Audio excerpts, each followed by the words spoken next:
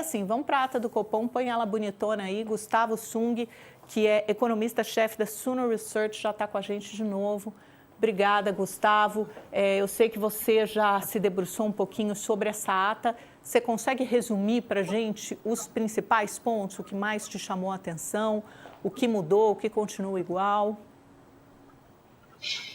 Primeiramente, bom dia a todos. Bom dia, Amanda. É um prazer estar aqui com você para conversar sobre a ata do Copom. Eu consegui aqui já olhar alguns pontos principais e eu gostaria de chamar a atenção, primeiro, no contexto mais geral. Acho que o primeiro ponto mais importante é que o Banco Central, o Copom, manteve o tom duro e firme diante das preocupações ainda que afligem o seu cenário. Ao meu ver, o Banco Central ressalta que vai manter a taxa de juros em 15% para esperar que essa transição da economia brasileira se consolide, para que assim eles fiquem mais seguros em começar um corte na taxa de juros, que, ao meu ver, deve ocorrer no ano que vem. Preocupações ainda com a desancoragem de expectativas, preços de serviços, mercado de trabalho. Então, ele mantém a estratégia que estava sendo adotada, fez o comunicado e fez na ata.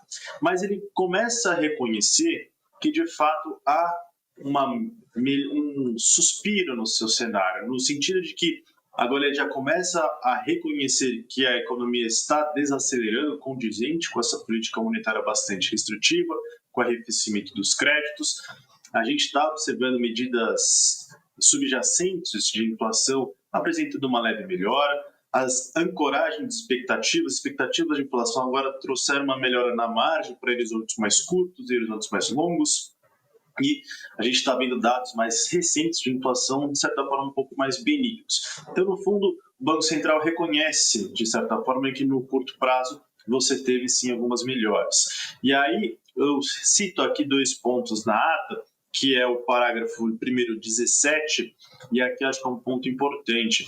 Na medida que o cenário é delineado conforme esperado, o comitê dá prosseguimento ao estágio em que opta por manter a taxa inalterada por um período bastante prolongado, então mantém ainda aquele posicionamento de manter os juros em 15% num período ainda, por um tempo ainda necessário, mas, e aqui é o ponto novo, mas já com maior convicção de que a taxa corrente é suficiente para assegurar a convergência de inflação para a meta. Então, eu acho que esse é um ponto bastante importante. E só para finalizar, de uma outra novidade, se puder olharmos o parágrafo final aqui do 12, parágrafo 12, em que ele cita que o comitê optou por já incorporar uma estimativa preliminar do impacto da medida de ampliação da isenção do imposto de renda. Qual é o impacto? Que as pessoas vão ter mais renda disponível, aquelas que ganham entre R$5.000 que serão isentas e 7.350 que terão desconto. Essa renda disponível extra poderia ser utilizada para consumo e isso tem impacto direto sobre a atividade econômica. Então, o comitê considera que tal estimativa é bastante incerta e acompanhará os dados para calibrar os seus impactos. Essa opção por uma postura conservadora e dependente dos dados é reforçada por exemplos recentes de medidas fiscais e creditícias, que se conjecturava que poderiam levar a uma discrepância em relação ao cenário delineado, mas não provocaram divergências relevantes em relação ao que se esperava. Então, essa é uma novidade também, em que o Banco Central já começa a colocar no seu cenário a questão do imposto de renda, os efeitos que isso pode ter sobre a economia real, e se a gente tem uma atividade econômica um pouco maior, isso diminui o ritmo de desinflação da economia brasileira, mas, por enquanto, nos cálculos conservadores, isso não altera, por exemplo, o cenário básico do Banco Central. Tá, então eu acho que tem um ponto aí de encruzilhada, né, quando você citou, acho que é o ponto 16 ou 17, né, já com maior convicção de que a taxa corrente é suficiente, quer dizer, esses 15% ao ano são suficientes para assegurar a convergência da inflação à meta, porque nos comunicados anteriores, para todo mundo, isso aqui, gente, é que nem jogar xadrez, sabe? É ler quase que uma coisa criptografada, por isso que a gente se debruça tanto tempo sobre a ata do Copom. Você tem que ficar ali no detalhe, na vírgula, na pontuação mesmo, tentando ver se há alguma inflexão nesse recado. E aí esse ponto que o Gustavo enfatiza para a gente, que é o ponto 17, ela vem toda numerada, como vocês puderam ver na nossa na nossa tela, isso significa uma mudança, porque antes o Copom falou, olha, a gente não hesitará em retomar o ciclo de alta de juros, e ele mantém esse trecho na ata, mas ele não falava que tinha segurança de que já tinha chegado a um patamar adequado para a inflação convergir para a meta. Como ele põe isso aqui, acho que já é um sinal de que virá uma inflexão por aí, né, Gustavo? Mas o que você está apontando para a gente é que essa inflexão virá em janeiro, ou você continua com sua aposta de que a primeira redução dos juros se dará apenas em março? A minha expectativa no cenário base é em março. E aqui eu faço uma analogia que eu gosto muito, é que o Banco Central está no piloto automático do avião de 15%, enquanto a turbulência ela passa. E qual turbulência? Esse período de transição em que ele ainda necessita de alguns fatores para poder ter segurança nesse quebra-cabeça para cortar juros, que é desaceleração da atividade econômica, e aí o Brasil crescer abaixo do seu potencial, aquele famoso hiato do produto negativo. As medidas de inflação corrente, grupos de serviços, precisam trazer uma desaceleração ou uma maior estabilidade. E esse é o principal ponto, o terceiro, que é o maior desconforto hoje dos diretores do comitê, que apesar de uma leve melhora recente, ainda há uma desancoragem de expectativas. Lembrando que o Banco Central sempre olha para a inflação futura, porque a taxa de juros tem um efeito na economia de 6 a 18 meses, então ele tem que olhar a inflação de 6 a 18 meses. E quando ele observa as expectativas de inflação, eles ainda seguem acima do centro da meta, o que ainda gera um pouco de preocupação. E esse cenário, ao meu ver, vai se encaixar, vai se estruturar mais para o final do ano. E aí, no início do ano que vem, lá para janeiro, o Banco Central pode começar a dar maior sinalização de que poderíamos ter uma inflexão. E aí, com o cenário mais consolidado, o corte viria em março. Então, a expectativa de inflação, ele está olhando lá para 2027, né? Tentando traduzir um pouco isso que você está nos dizendo. O Banco Central está com o olhar voltado para 2027. No boletim de focos ontem, acho que é 3,8, é isso? Essa expectativa de inflação para 27, nas contas, na projeção do Banco Central, que é diferente da expectativa, está em 3,3. Então, ele precisa ver esse 3,8 mais perto de 3%. Isso pode acontecer nas próximas semanas, porque está reduzindo muito gradativamente, né, Gustavo? Eu acredito que sim. Eu acho que tem um fator importante em que, quando a gente olha as expectativas, a parte de mais de curto prazo, 25 e 26, são muito influenciados pelos dados correntes, questões de câmbio, incertezas, atividade econômica. Agora, quando você pega períodos mais longos, 27 e 28, eles são muito influenciados pela credibilidade do Banco Central e política fiscal. Política fiscal aí é um pouco mais uma outra discussão, mas o que é a redução recente das expectativas, que foi até sinalizada pelo Banco Central, a meu ver, é um fruto muito grande dessa postura mais firme que o Banco Central está tendo, primeiro ano de gestão Galípolo. Então, essa ganho de credibilidade, essa firmeza no seu comunicado tem contribuído. Ao meu ver, é possível sim que as expectativas de inflação reduzam mais para o centro da meta, mas essa tendência tem que continuar acontecendo pelo menos até o final do ano. Agora, Gustavo, me conta também uma outra coisa, né? A gente tá vendo aqui, falou sobre as bolsas, 11º recorde consecutivo. O que explica isso em termos macro? O que está sustentando essa bolsa num patamar tão elevado? E sempre o mercado fica esperando uma correção, ou seja, uma pequena queda da bolsa para os investidores embolsarem os ganhos para amanhã, para amanhã, para amanhã. E esse amanhã nunca chega, é um verdadeiro rally, né? 11 máximas históricas. Esse movimento começou, Amanda, para mim, em setembro, onde observamos um cenário externo mais favorável, vindos principalmente da sinalização e depois da concretização de que o Banco Central norte-americano ia cortar juros. Cortou a juros em setembro, manteve o mesmo posicionamento agora nas 2 semanas atrás, e nossa expectativa também é que ele faça um corte em dezembro. Corte de juros dos Estados Unidos, enfraquecimento do dólar, isso melhorou e aumentou o apetite ao risco dos investidores e buscam outros mercados, como os mercados emergentes. E o Brasil está muito bem posicionado.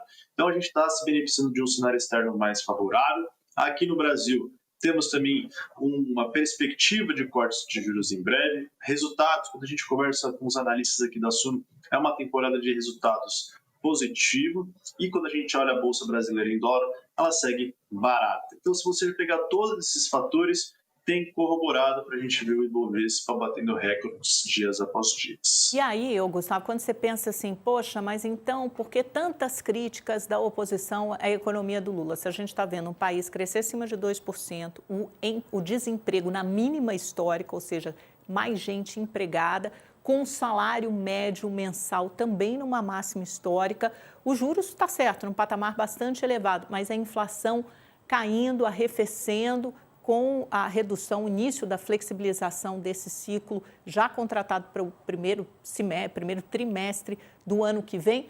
Qual é o outro lado, copo meio vazio, quais são as preocupações nesse sentido?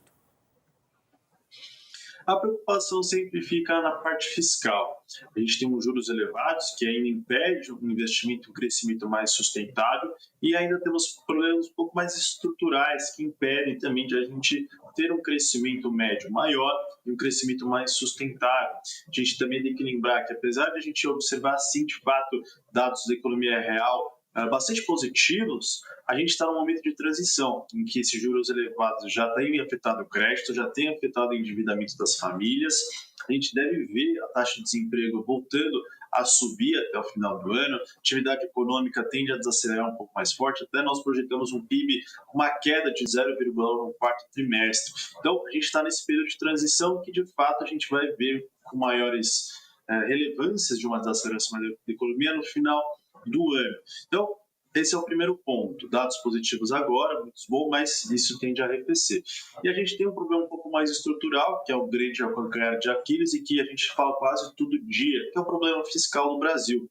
O governo tem buscado medidas de arrecadação, algumas medidas para conter alguns tipos de gastos, mas a gente acredita que no ano que vem o governo terá grandes dificuldades, a nosso ver, de cumprir com as metas fiscais estipulados pelo novo arcabouço fiscal, além, é claro, de um crescimento da dívida. Então, como a gente não consegue ver uma estabilidade nesse cenário, perspectivas mais positivas para a área fiscal, esse é o grande temor que nós temos ainda e que impede que o Brasil cresça também, de novo, de uma forma um pouco mais sustentável. E, portanto, o ano que vem, ano eleitoral, é bem provável que haja aumento de gastos, tanto do governo federal quanto dos governos estaduais, para ganhos de popularidade, para tentar se reeleger, algo que não é só de agora, sempre existiu no Brasil e em vários lugares do mundo. Então, vai ter um aumento do gastos, vai ter a discussão sobre as metas de inflação, medidas que o governo vai buscar para aumentar a arrecadação. Então, essa discussão tende a ganhar força no ano que vem. Portanto, isso pode ser uma questão que pode impactar negativamente aí ao apetite dos investidores. E como é que isso impacta diretamente no bolso das pessoas? Porque a gente fica muitas vezes nessa discussão abstrata do mercado, a trajetória, tudo bem, da dívida, chegando ali lá perto dos 80%, essa dificuldade, ou então o governo paga muito mais caro para se financiar. Como isso impacta no dia a dia das pessoas? Lógico, é o que você está falando, né? Os juros muito altos, você tem um crédito caro, as pessoas começando a se endividar. Isso bate no mercado de trabalho em algum momento? Ou essa mínima histórica de 5,6% deve se manter? Didaticamente, como é que chega no bolso? Eu separo o risco fiscal em algumas esferas, e aqui eu vou tentar ser mais didático. Tem a questão da dívida, em que ela cresce, e aí o governo compromete grande parte para pagamento de dívida, a dívida está com uma taxa de juros elevadas, e para você se refinanciar e rolar essa dívida, você está com juros cada vez mais altos, e aí esses juros mais altos impactam toda a parte de crédito, investimento da economia também. Mas acho que tem um ponto mais simples para as pessoas nos entenderem, que uma outra parte do risco fiscal é em relação ao orçamento.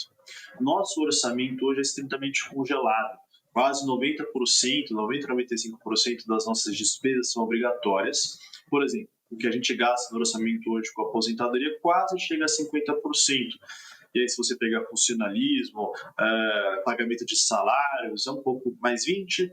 Tem aquelas questões de Fundeb, piso de educação, saúde, Bolsa Família. Você tem outros programas, subsídios, programas de transferências, questões setoriais, mais uns 25%, então sobra de fato 5% para o governo poder fazer as políticas públicas, em torno de uns 200 bilhões, sendo 50 ali de emendas parlamentares, sobra 150 bilhões para o governo gastar para emitir passaportes, pagamento ali de funcionamento de agências que você tem na sua cidade, fazer investimentos públicos, por exemplo, pagar a bolsa de estudos, então sobra muito pouco dinheiro no orçamento. O problema é que, dentro desse risco fiscal, tem um ponto que essas rúbricas de despesas obrigatórias crescem num ritmo muito grande, muito maior, e vai comprimindo as despesas livres que o governo vai ter.